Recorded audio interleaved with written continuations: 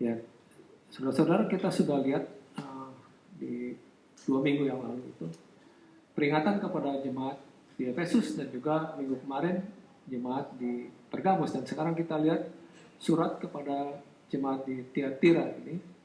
Surat ini adalah yang terpanjang, yang paling mengandung perintah dari semua surat kepada 7 jemaat itu. Tiatira mungkin saja tidak penting, tapi tempat itu penting bagi Yesus. Meskipun Tiatira itu tidak besar, tapi kota itu adalah pusat perniagaan dan perdagangan. Di dalam kitab Kisah Para Rasul, kita membaca tentang seorang dari perempuan-perempuan itu yang bernama Lydia. Itu orang berasal dari Tiatira, seorang penjual kain ungu dari kota Tiatira, katanya di Kisah 16 ayat 14. Jadi kota ini dikenal karena industri kain wool itu. Dari kalau wool itu biasanya dari kulit bulu domba ya. Dan juga adanya pewarna ungu yang mahal di zaman itu. Jadi Tiatira ini secara khusus terkenal juga karena serikat perdagangannya, dan serikat di sana itu mungkin lebih luas dan lebih terorganisasi daripada di kota-kota lain di dunia zaman dulu itu.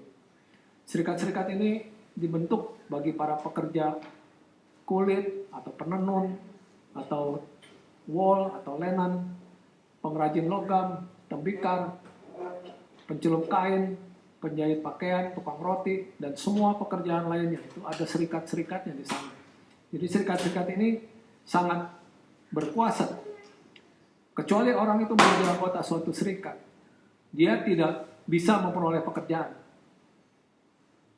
Misalnya, kecuali dia menjadi seorang anggota serikat tukang roti, dia nggak bisa bekerja sebagai tukang roti.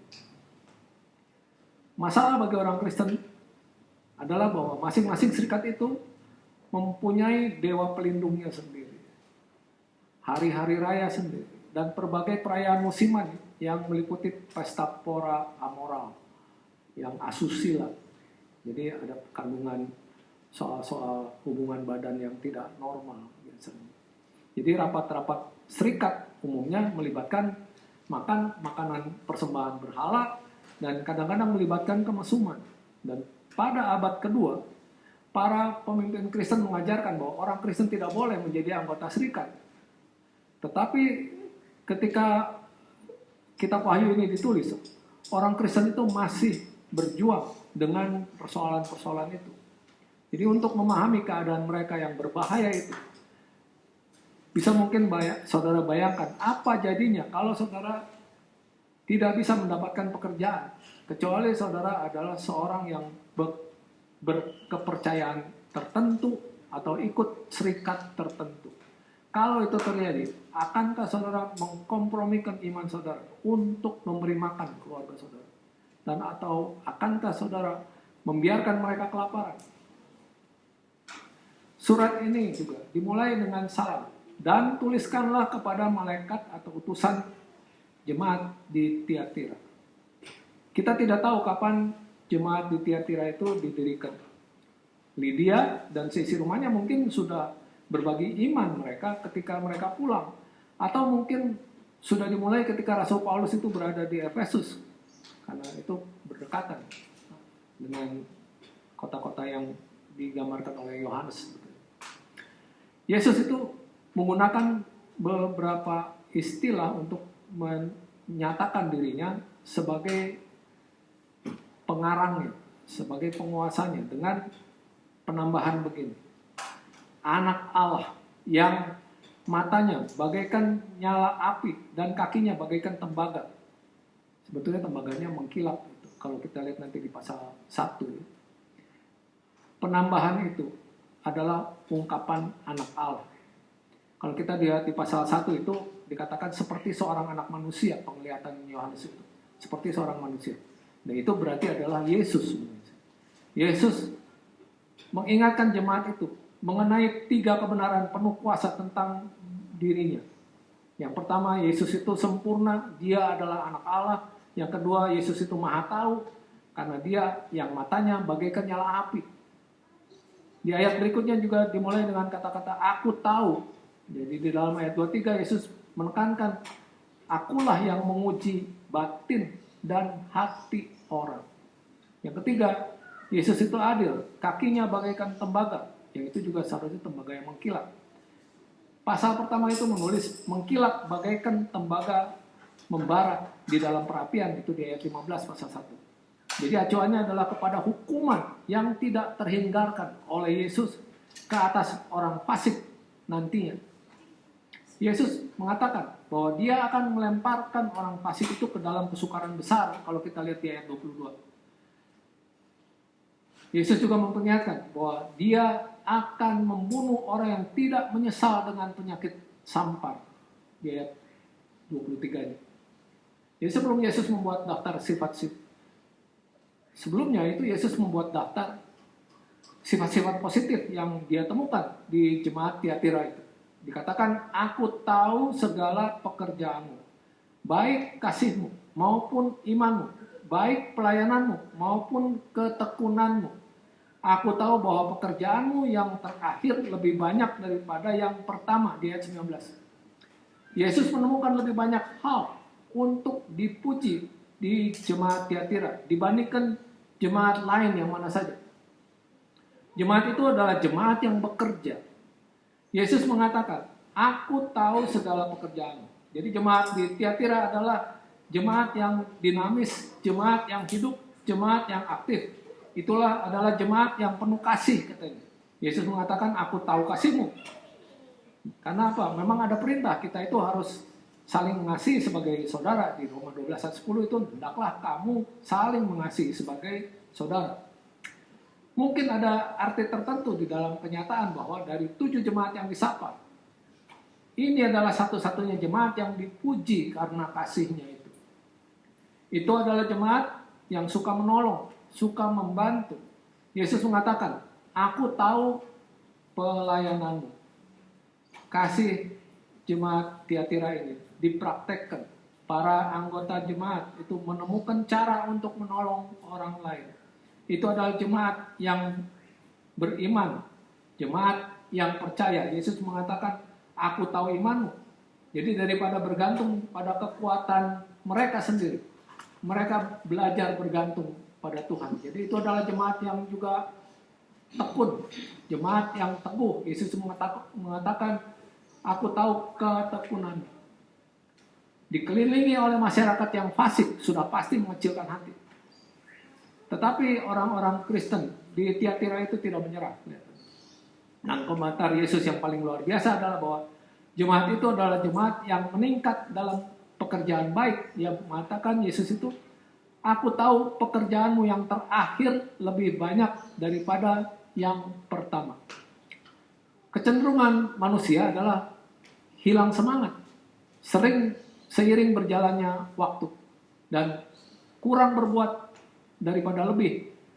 Tetapi jemaat di Tiatira melakukan lebih banyak bagi Tuhan setiap hari.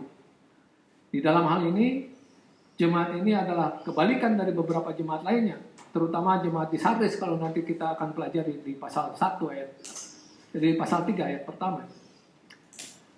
Satu-satunya keamanan, keselamatan bagi sebuah jemaat adalah dengan bergerak maju. Seperti semua jemaat di Tiatira tidak hanya memiliki kekuatannya, tapi juga kelemahannya. Yesus sudah memuji berbagai kebajikannya. Yesus sekarang mencela keburukannya. Dia katakan apa di ayat 20?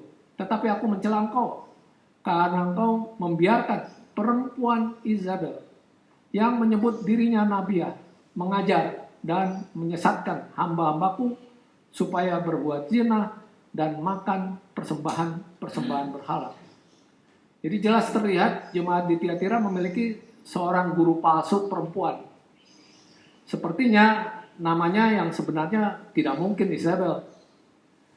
Orang tuanya tidak mungkin akan menamai perempuan ini seperti itu dengan alasan yang sama. Kita tidak akan menamakan anak-anak perempuan kita dengan nama Izabel di zaman sekarang.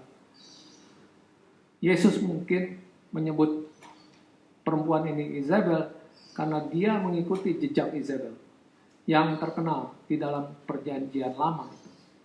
Izabel adalah seorang anak dari penyembah berhala yang kawin dengan Ahab. Itu di pertama Raja-Raja 16. Saudara bisa baca sendiri ya. Raja Israel. Dan membenamkan lebih dalam suaminya itu ke dalam penyembahan berhala. Dia memujuk Ahab itu untuk membangun sebuah kuil Baal di Samaria dan memberi makan 400 nabi-nabi Asyera di meja makannya sendiri. Jadi Isabel di Tiatira itu pasti memiliki sifat-sifat yang sama. Perempuan ambisius dan persuasif yang mengaku sebagai seorang nabiah. Pada masa awal jemaat, salah satu karunia mujizat itu adalah memang nubuatan. Kalau kita lihat apa yang dikatakan Rasul Paulus ke jemaat Korintus seperti ini, 1 Korintus 12:10. Kepada yang seorang roh memberi kuasa untuk mengadakan mujizat, dan kepada yang lain ia memberi karunia untuk bernubuat, dan kepada yang lain lagi ia memberikan karunia untuk membedakan bermacam-macam roh. Kepada yang seorang ia memberikan karunia untuk berkata-kata dengan bahasa roh, dan kepada yang lain ia memberikan karunia untuk menafsirkan bahasa roh itu. Karunia ini diberikan juga kepada kaum perempuan maupun kaum laki-laki, karena kita lihat contohnya Petrus itu mengatakan di Kisah 2:17 akan terjadi pada hari-hari terakhir. Demikianlah firman Allah, bahwa aku akan mencurahkan rohku ke atas semua manusia, maka anak-anakmu laki-laki dan perempuan akan bernubuat, dan teruna-terunamu akan mendapat penglihatan-penglihatan, dan orang-orangmu yang tua akan mendapat mimpi. Jadi kaum perempuan tidak bisa menggunakan karunia ini dalam perhimpunan jemaat sebetulnya, karena tidak ada contoh. Malah Rasul Paulus itu mengatakan di pertama Korintus 14:3-4, sama seperti dalam semua jemaat orang-orang kudus, perempuan-perempuan harus berdiam diri dalam pertemuan-pertemuan jemaat, sebab mereka tidak diperbolehkan untuk berbicara. Mereka harus menundukkan diri seperti yang dikatakan juga oleh hukum Taurat. Tapi perempuan bisa menggunakan karunia itu di bawah kondisi tertentu. Karena Paulus mengatakan di pertama Korintus 11:5 seperti ini, tetapi tiap-tiap perempuan yang berdoa atau bernubuat dengan kepala yang tidak bertudung menghina kepalanya, sebab ia sama dengan perempuan yang dicukur rambutnya. Jadi ada kondisi tertentu dia bisa bernubuat sebenarnya atau berkata-kata. Seorang teman saya yang sedang menimba ilmu di sekolah agama denominasi itu memberitahu saya bahwa seorang pengajar di sana menggunakan contoh Isabel itu dalam jemaat di Tiatira untuk membuktikan bahwa jemaat mula-mula memiliki perempuan-perempuan pengkhotbah. Itu salah. Kesimpulan ini aneh, karena tidak ada petunjuk Isabel mengajar di muka ibu. Selanjutnya kita tidak menemukan petunjuk bahwa apa saja yang Isabel lakukan mendapat persetujuan Tuhan. Namun begitu Yesus tidak mengatakan bahwa perempuan ini benar-benar memiliki karunia bernubuat. Sebaliknya, dia menyebut dirinya sendiri sebagai nabiah. Sekarang ini kita akan acukan perempuan ini sebagai yang disebut sebagai nabiah. Seperti kaum Gnostik yang kita sudah pelajari minggu lalu itu. Nabiah palsu ini mengaku punya akses kepada hal-hal yang dalam. Wawasan yang sangat dalam hanya tersedia melalui dia. Yesus mencap ajaran nabiah palsu itu sebagai seluk-beluk iblis di ayat 24. Di dalam 7 surat kepada jemaat itu, Yesus selalu menekankan siapa yang berada di balik kejahatan di dunia ini dengan istilah-istilah seperti jemaat iblis, itu di ayat 9 pasal 2, tahta iblis di ayat 13, dan di mana iblis diam, itu nanti di ayat 13. Ada orang-orang yang menganggap seluk-beluk iblis itu mungkin adalah istilah yang digunakan oleh Isabel, yang seringkali diistilahkan dengan aku saja yang bisa menolong engkau untuk benar-benar mengetahui musuhmu. Itu saudara bisa lihat juga ceritanya sampai ayat 21 kalau digambarkan. Seperti apa yang diperbuatnya kepada Ahab itu. Tapi kita lihat umpamanya di pertama Raja-Raja 21 ayat 25. Sesungguhnya tidak pernah ada orang seperti Ahab yang memperbudak diri dengan melakukan apa yang jahat di mata Tuhan karena ia telah dibujuk oleh istrinya. Jadi orang ini rupanya mengaku punya wahyu mistik tertentu tentang hubungan orang Kristen dengan dunia. Inti pesannya tidak sulit untuk dibayangkan. Mungkin dia mengatakannya begini, Allah telah memberitahuku bahwa engkau harus menjadi bagian dari serikat, sehingga engkau bisa menopang keluargamu. Faktanya, dia sudah berfirman bahwa dia ingin engkau berhasil dalam pekerjaan, sehingga engkau bisa memberi lebih banyak untuk nabiahnya yang setia. Jadi ada keinginan nanti dari hasil persembahan itu barangkali untuk si nabiah ini. Dia mungkin menyebarkan ajaran bidahnya itu melalui pengajaran di rumah. Dia mungkin seorang perempuan yang kaya dan berpengaruh yang mengundang calon-calon pengikutnya ke rumahnya yang mewah. Mungkin perempuan ini pergi dari rumah ke rumah mencari pengikut baru. Apapun metodenya, doktrin yang dia sebarkan menyebabkan orang Kristen itu berbuat zina dan makan persembahan-persembahan berhala yang ditulis di ayat 20. Karena ajaran kelompok Bileam dan Nikolaus itu memiliki hasil yang sama yang kita sudah pelajari di minggu yang lalu. Kemungkinan besar ini adalah produk iblis yang sama dengan label yang berbeda. Sekarang dia dengan label Isabel. Isabel berhasil karena dia mengatakan apa yang orang banyak ingin dengar. Hal ini sudah selalu benar bahwa beberapa orang seperti yang dikatakan Rasul Paulus di 2 Timotius pasal 4 ayat 34 tidak dapat lagi menerima ajaran sehat, tetapi mereka akan mengumpulkan guru-guru menurut kehendaknya untuk memuaskan keinginan telinganya. Mereka akan memalingkan telinganya dari kebenaran dan membukanya bagi dongeng. Yesus bukan sekedar tidak senang dengan Isabel dan para pengikutnya. Yesus secara khusus tidak senang dengan jemaat itu karena membolehkan perempuan itu melanjutkan rayuan durhakanya itu. Di ayat 20 itu dikatakan, tetapi aku mencela engkau karena engkau membiarkan wanita Isabel yang menyebut dirinya nabiah. Rasul Paulus itu memerintahkan kepada jemaat di Efesus itu, di Efesus 5:11, janganlah turut mengambil bagian dalam perbuatan-perbuatan kegelapan yang tidak berbuahkan apa-apa. Tetapi sebaliknya telanjangilah perbuatan-perbuatan itu. Dia sudah mengatakan bahwa orang Kristen harus jangan bergaul dengan orang yang sekalipun menyebut dirinya saudara adalah orang cabul, itu di 1 Korintus 5 ayat 11. Kenapa jemaat di Tiatira tidak menarik diri dari persekutuan dengan Isabel dan para pengikutnya itu? Pernah dikemukakan bahwa Isabel adalah istri salah satu dari penatua jemaat. Beberapa naskah kuno itu menulis perempuanmu itu di ayat 20. Jadi cara biasa dalam teks Yunani untuk mengatakan istrimu sebetulnya perempuanmu itu. Isabel itu boleh jadi adalah istri pengkhotbah atau istri salah satu penatua. Setidaknya dia adalah perempuan yang punya pengaruh yang bisa menimbulkan masalah bagi mereka yang menantang perempuan ini. Mungkin juga bahwa seperti di Korintus, jemaat ini membanggakan diri atas semangat non-menghakiminya. Mereka tidak menghakimi sesamanya. 1 Korintus 5 ayat 1-2 itu dicontohkan seperti ini. Memang orang mendengar bahwa ada percabulan di antara kamu dan percabulan yang begitu rupa seperti yang tidak terdapat sekalipun di antara bangsa-bangsa yang tidak mengenal Allah, yaitu bahwa ada orang yang hidup dengan istri ayahnya. Sekalipun demikian kamu sombong, tidakkah lebih patut kamu berduka cita dan menjauhkan orang yang melakukan hal itu dari tengah-tengahmu? Seperti disinggung sebelumnya, ini adalah satu-satunya jemaat yang dipuji karena kasihnya. Mungkin di dalam diri beberapa anggotanya, kasih itu sudah berubah menjadi sentimen manis yang diam-diam memaafkan dosa yang ada di tengah-tengah mereka karena takut menimbulkan gangguan. Apapun alasan mereka dalam mentoleransi kesalahan, alasan-alasan itu tidak bisa diterima oleh Yesus.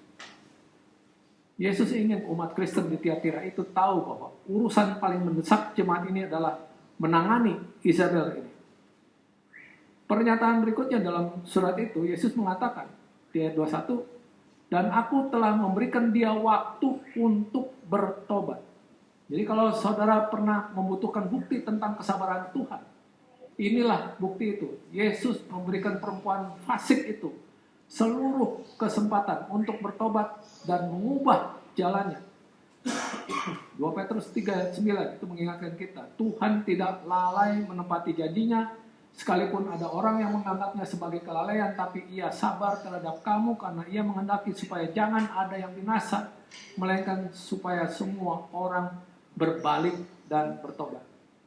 Sayangnya, sewaktu Tuhan memberi manusia waktu untuk bertobat, beberapa orang menafsirkan ini sebagai bukti bahwa Tuhan gak peduli dengan dosa mereka.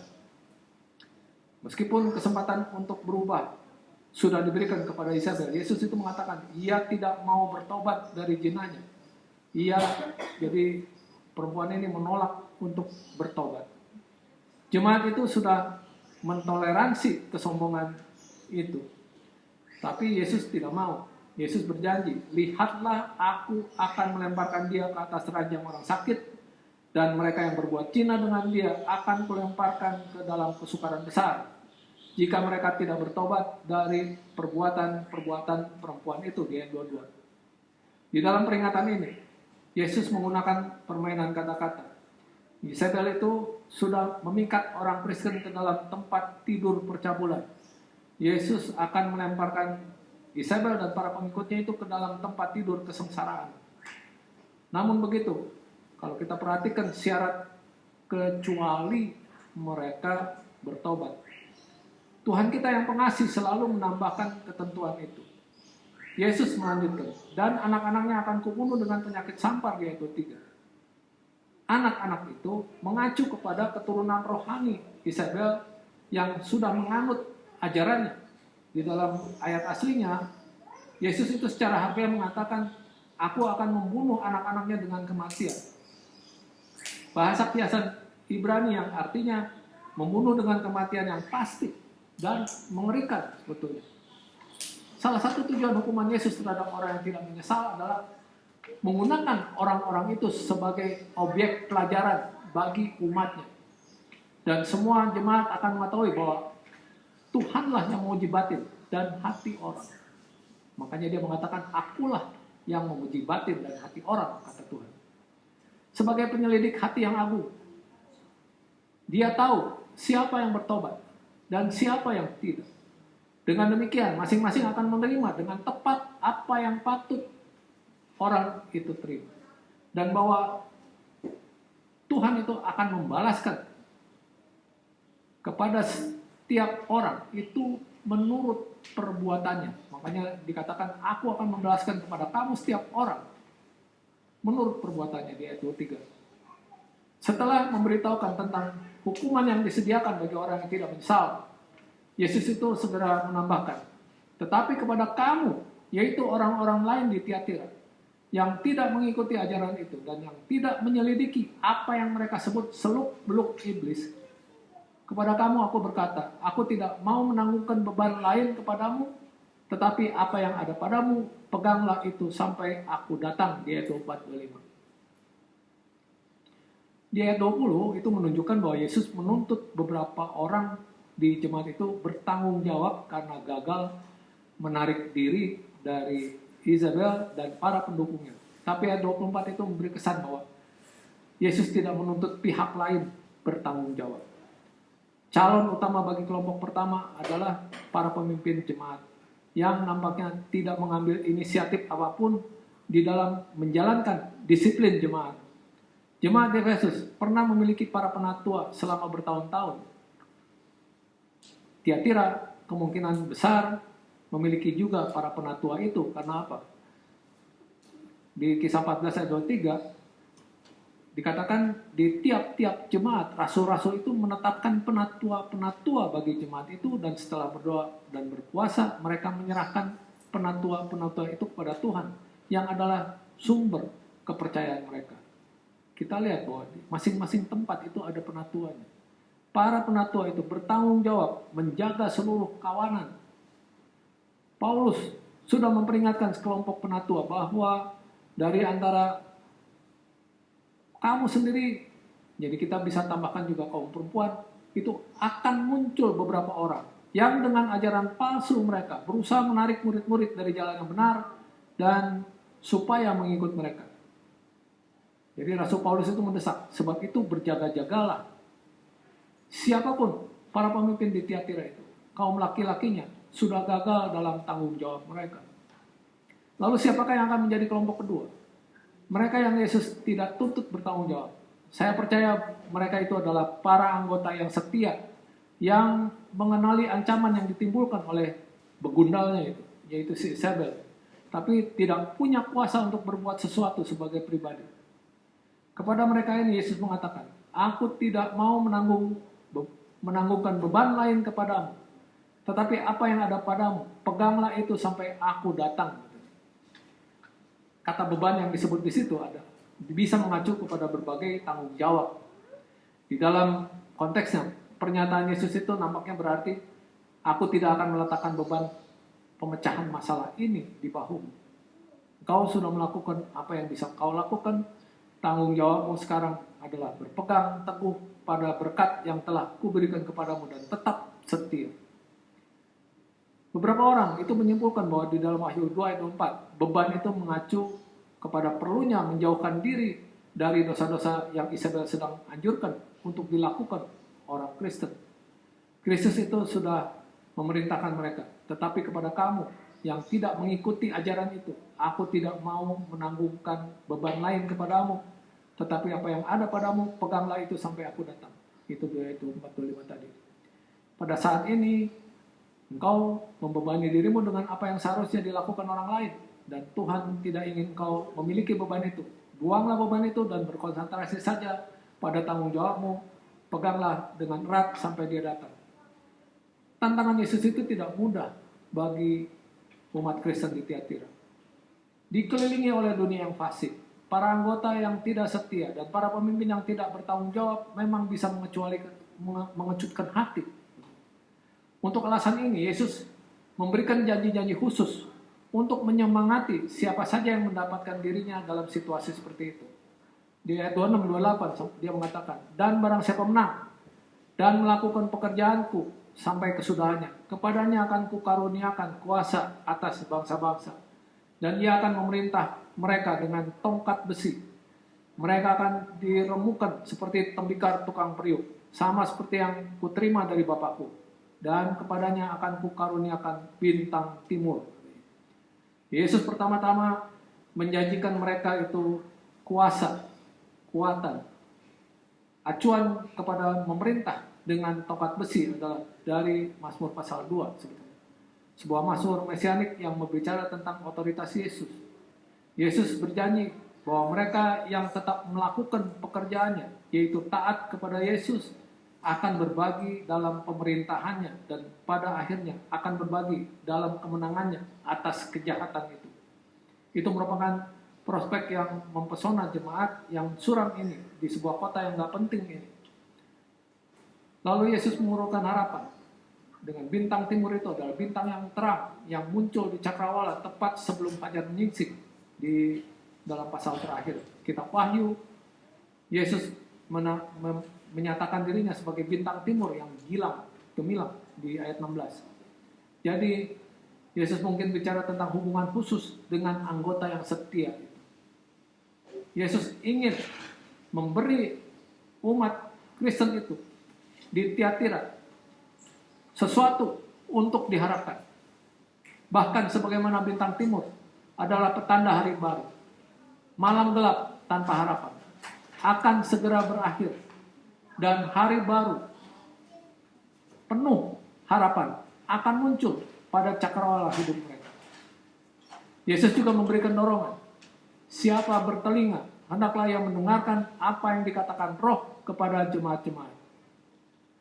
Banyak kebenaran di dalam surat kuno ini berhasil melintasi abad-abad sampai ke dalam abad kita dengan tangan penerapan yang penuh semangat. Kita fokuskan perhatian kita kepada 4 dari hal-hal ini.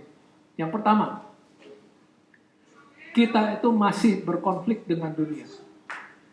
Kita tidak bisa berkompromi. Setiap generasi baru umat Kristen harus menghadapi tantangan yang dihadapi oleh jemaat di Tiatira. Berada di dalam dunia, tetapi tidak dari dunia. Kan kita tahu bahwa Yesus itu berdoa kepada Bapa di Yohanes 17:11. Dan aku tidak ada lagi di dalam dunia, tetapi mereka masih ada di dalam dunia. Dan aku datang kepadamu, ya Bapa yang kudus, peliharalah mereka dalam namamu, yaitu namamu yang telah engkau berikan kepadaku, supaya mereka menjadi satu sama seperti kita. Di ayat 16 yang dikatakan, mereka bukan dari dunia, sama seperti aku bukan dari dunia. Jadi kita jangan kompromi dengan dunia. Yang kedua, kita masih memiliki orang-orang berpengaruh yang bisa membuat kesalahan terlihat menarik. Kita harus jangan disesatkan. Anak-anak Isabel sekarang ini masih hidup dan baik keadaannya. Kita perlu ingat bahwa orang-orang yang menarik, yang menawan, yang berbakat, belum tentu sempurna secara intelektual atau moral. Semua harus diuji oleh pengajaran yang jelas dari firman. Pertama Yohanes 4 ayat 1. Saudara-saudaraku yang kekasih, janganlah percaya akan setiap roh, tetapi ujilah roh-roh itu, apakah mereka berasal dari Allah, sebab banyak nabi-nabi palsu yang telah muncul dan pergi ke seluruh dunia. Yang ketiga, kita masih memiliki bantuan Tuhan dalam menghadapi tantangan kita. Kita harus jangan putus asa. Setiap janji di dalam 7 surat jemaat itu berbicara tentang pribadi yang menang. Di dalam surat ini, Yesus menambahkan kalimat yang bersifat menjelaskan. Ia yang melakukan pekerjaanku sampai kesudahannya. Kalau saudara akan menjadi pemenang, saudara harus menyerahkan hidup saudara kepada Yesus dan berketetapan untuk melakukan kehendaknya. Tidak peduli apapun konsekuensinya. Jika saudara menyerah kepada Dia, Yesus akan membantu saudara mengatasi masalah apa saja di dalam kehidupan. Yang keempat, kita masih bisa salah. Kita harus jangan keras kepala. Apakah saudara pernah bersalah, mengajarkan, dan melakukan kompromi dengan dunia? Pelajaran ini bisa menjadi bagian dari rencana Tuhan untuk mendorong kita semua untuk bertobat. Menerapkan pesan ini kepada hati saudara. Dan jangan sia-siakan kesempatan yang diulurkan kepada saudara oleh Tuhan kita yang penuh kasih, yang ramah, yang masih menantikan dengan sabar. Kita perlu ubah hidup kita sekarang juga, sehingga pada akhirnya Tuhan bisa memberkati kita, bukan mengutuk kita. Dan baiklah kita mengingat itu, karena Dia sudah menebus kita melalui korbannya di kayu salib, dengan kita dibeli dengan darahnya yang mahal itu, melalui perjamuan Tuhan. Kita akan